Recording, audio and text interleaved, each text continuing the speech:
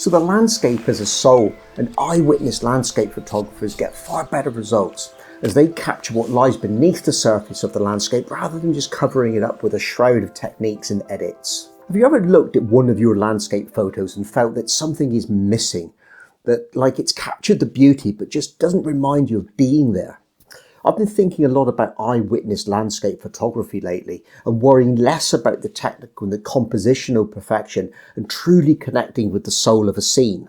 And the good news is achieving this doesn't require heavy editing or manipulating. In fact, you can spend more time out in nature with the camera, and the last time I looked, that's what real photography is all about. Taking an eyewitness approach will help you get more out of your photography and create images which remind you of why you got your camera out in the first place. First, let me address a common concern. You might think eyewitness landscape photography sounds like highfalutin Arty speak and it's not for you. Well, you're wrong. You see, it's for everybody, especially for beginners. Definitely if spending thousands on gear is out of your reach. Here's the beauty. It's about a shift in perspective of way of seeing and feeling the landscape differently. Think back to the last time that you were captivated by a place. Was it just the visual beauty, or did you feel a deeper connection? The wind rustling through the leaves, the coolness of the spray from a waterfall, the warmth of the sun on your skin. Eyewitness photography captures those emotions alongside the visual aspects. And to do this, you need to become an active participant, not just a passive observer. It's about using your senses to tell the story of a place. Are the waves crashing wildly or gently lapping the edge of the shore? Is the air thick with the scent of pine needles or the salty tang of the ocean? These details and feelings are what breathe life into your photographs. You already have everything you need, your camera, and you can also do this with your phone. But more importantly, something unique that no one else has, and that's you. It's your curiosity, your passion for nature, and your perspective. Imagine capturing not just a snapshot, but a window into a world that evokes emotions and memories. That's the power of eyewitness landscape photography. Changing this takes a shift in perspective, a move away from pursuing the perfect ideal and towards a more honest portrayal. It's easy to stand in front of a mountain with a grand view, with a perfect sky and dramatic lighting, and walk away with a photograph that is awe-inspiring. But perfection is rare, and most of the time it's too bright, too wet, too windy. Many of us can't reach the places that we see on TV, in videos and on tabletop photography books. And what gets seen and published is the perfect, the 1%. So what about the rest of the time? Do you really need to wait for those once in a year, maybe once in a lifetime moments?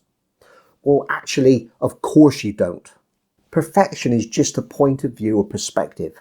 99% of the time then, we need to shift not where we are, but how we see the world.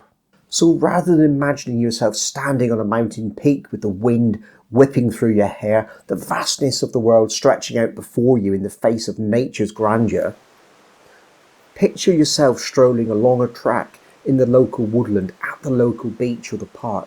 These places are more important to your well-being and mental health as the visits are sustainable. You still get the sense of peace, tranquility, and the more you look and sense of wonder of what nature is around you. Eyewitness photography isn't about replicating reality, but about capturing the motions and experiences the landscape evokes. It's about becoming a storyteller, using your camera to paint a picture with light, shadow, composition and detail that transports you back to that spot when you made the photograph. So you have a deeper connection and satisfaction with the photographs you take. Eyewitness photography relies on you getting out with your chosen camera and using it as an extension of all your senses to translate your experience of a place into a captivating image. It's about capturing the light as it falls, the textures that beg to be touched, the sounds that linger in the air. It's about becoming an active participant in the landscape, not just a passive observer. But how about editing your images? So many tools exist now to enhance our photographs and add a bit of creative spice to our work. How do I know what to use, when? What will lift and make my work really stand out? So I came across this patch of primroses very recently and ignored many other groupings of flowers all morning. My attention was focused on capturing the moving water pictures, and when I had completed that task, I was kind of released from the constraints and I managed to find these. It's strange, but when I'm not looking, sometimes I see more. And as an eyewitness photographer, this is a key skill to develop, a skill that can only be developed out in the field. It's especially important to me, as being a creator on YouTube, I always have a part of my mind that's on the script and what I need to capture for the channel. It's often when I've finished that I find my best photographs. Noticing the primroses, their fragility and insignificance, and yet at the same time being significant enough to make me stop and realise that spring's arrived. I wanted to photograph them. But under the flat grey sky, how could I give them the significance that they truly deserved? So I first photographed them straight on, focusing in on the stamen. But the photograph lacked depth and sort of interest. I knew that to photograph them at an angle would cause depth of field issues, but it didn't seem to matter. I knew that I could use focus stacking to overcome the technical problem. But that seemed like too much of a hassle, interfering with the simple joy of making a photograph. And anyway, wouldn't a little softness add to the gentleness of the flower?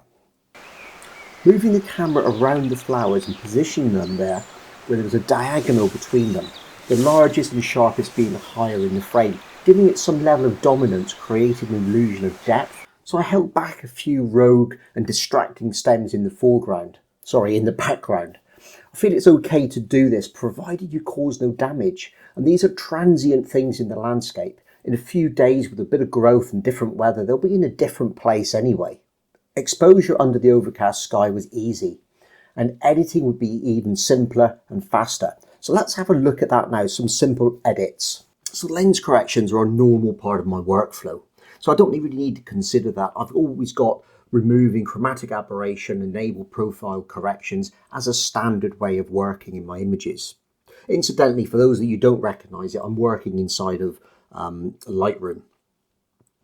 Another standard that I have when I'm working on all my images is to reduce the noise reduction. So we can go into the detail tab to do this, and I use the AI option in denoise. It seems to work really, really well. And then I obviously go into sharpening. It may seem a little unusual sharpening my images first, but I do it because actually if you sharpen first, you know that when you go and do your other edits, you're not going to cause any other issues which later are going to be magnified by the sharpening. So I do that first. It's something I learned a few years ago. So what I find is that having these standard workflows will make your editing much simpler and easier. So let's just go on and have a look at a few of the other basics. So this is going to be a very basic edit, and that's one of the beautiful things about this style of editing your work. So we're going to go into the basic tab at the top, funnily enough, because actually I don't need to use any color grading, any color mixing, tonal curves or anything in this image. So let's just go up to that basic one up at the top. So just let's have a look at the image which I've already prepped, because there's one that I've got to a point already for the purposes of this video really. So having these standard workflows actually makes it a lot easier to process your image. It makes it a lot easier and more intuitive if you've got a few basic things that you do every time. It gives you that starting point from which you can progress. And this is actually going to be a very, very basic edit. We don't need to worry about any of the color grading, detail tabs, lens corrections, color mixing, tonal curves, or anything like that. We can go straight into the basic tab, which I've just opened up. Now, this is an image which I've already processed, but I'm going to go through the steps with you and show you how easy it is to work using the eyewitness photography method and my thoughts behind it. So basically what I've done is the next thing I tend to go into is the crop. And the reason I do the crop first is because I only really want to be looking at the image as I took it in the field if possible. And actually I'm 100% happy with the way that it came out in the field. So there's no adjustments to make here. So once again, very simple. I've already decided when I took the image how I want it to look and what feel I wanted it to have. So I didn't need to do anything with that. So we can go straight back to the basic editing tab. So in the basic panel, color balance is increased. The way that I've done that slightly is just to increase the tint. Normally it's around 39, so I've really taken it up to plus 49. The reason I've done that is that's adding a little bit more magenta in, and adding that more magenta in basically reduces the influence of the heavy amount of green that we've got in the image. And I think that's helped a lot in this case. I've also increased the temperature slightly, not a huge amount, just a little bit to give it a bit more yellow and warmth in the image. Because when I was there in the field at the time, what I was thinking about, and it felt a very yellow sort of colour that you're looking into, it seemed to be the more dominant tone. And that's what we need to think about when we're using eyewitness photography. You know, what is the feeling? What are the things out in the field that we wanted to really bring forward to our images? I've increased the exposure a little bit because once again, out in the field, it felt light and airy. You notice how I keep using the word rather than looked light and airy about how it felt. It didn't look light and airy, it felt light and airy. These sliders are as much about changing the emotional impact of the image as they are about changing the way that the image actually looks. I also reduced the highlights slightly because I wanted to retain some of that detail and that subtle texture down in the petals. So we've reduced the highlights to compensate for that. I've lightened the blacks. The reason for that, the background was feeling a little bit too dominant. If I put them back in, you'll see what I mean. See that background's becoming really quite dark again. By lightening some of those blacks, I can take it back to where it was originally. And that really tends to work quite well.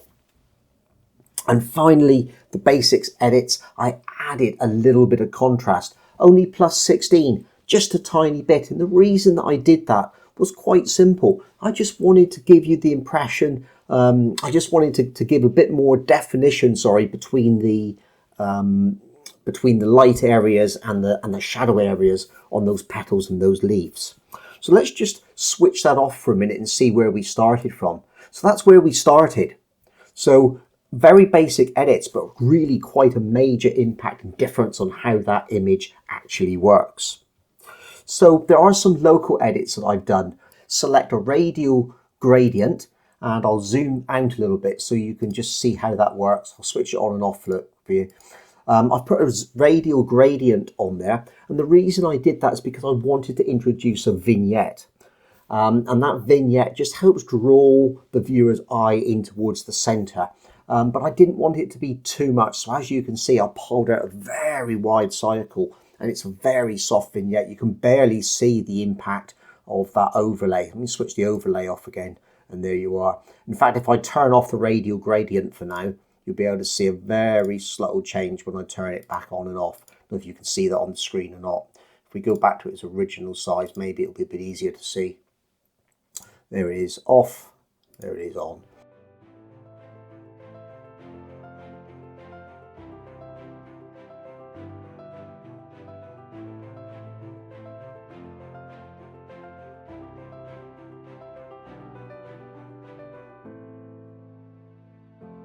So adopting the principles of eyewitness photography will help you see the landscape and your photography in a new way. You will improve your portfolio by making a more diverse range of photographs. You will be more satisfied with the photographs you take. They will serve as a time machine, taking you back to the moment when you took the photograph. The popularity of these images. I can guarantee that there are people somewhere that will connect and enjoy looking at them. Those people are your audience. So start seeing landscape photography in the world around you differently. I did when I filmed this video. Have a look and then get out and enjoy your own photography.